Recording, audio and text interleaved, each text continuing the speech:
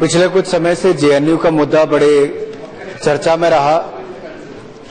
मैं केवल इतना कहना चाहता हूं कि शिक्षा चरित्र निर्माण में और देश के निर्माण में बहुत महत्व निभाती है और इतिहास का भी उसमें एक बहुत बड़ा रोल रहता है।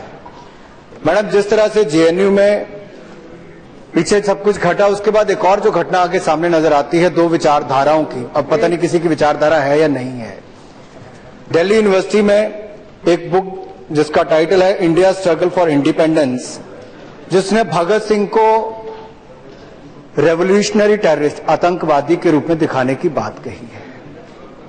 एक तरह से चंदू मात्रा जी कह रहे थे शहीद आजम भगत सिंह जी, और दूसरी ओर उन लोगों ने पिछली यूपीए की सरकार के समय उसको टेररिस्ट दिखाने का प्रयास किया और उन्हीं प्रोफेसर्स ने राहुल गांधी जी को करिश्मेटिक लीडर दिखाने का प्रयास किया है।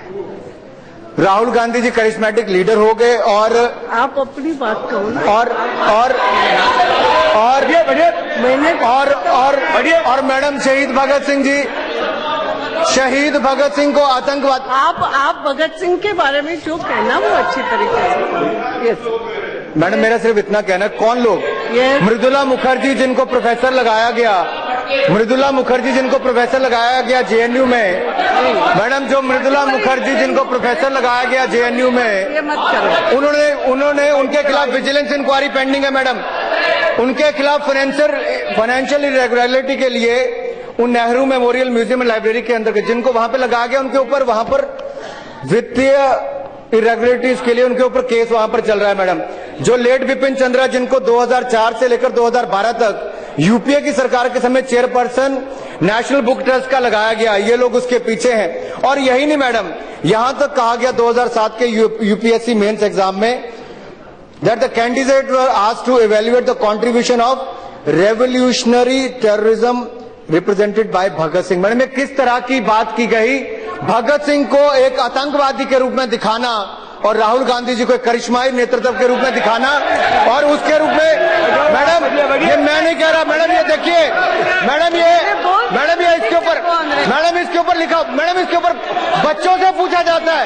मैडम, बच्चों से पूछा गया कि राहुल गांधी जी के जो व्यक्ति 44 सीटों पर कांग्रेस। आप अपनी बात। मैडम, मेरा इतना कहना है कि इतिहास, मैडम, इस पे चर्चा होनी चाहिए। मैडम, इस पे चर्चा होनी चाहिए कि स्कूल के बच्चों को इतिहास क्या पढ़ाया जाता है।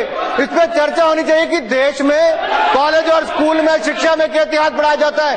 ये कम्युनिस्ट पार्टी और कांग्रेस पार्टी, ये कम्युनिस्ट और कांग्रेस का गठबंधन, ये केवल पश्चिम बंगाल का नहीं है, ये केवल पश्चिम बंगाल का नहीं। आपने देश की शिक्षा को खत्म करने का प्रयास किया है।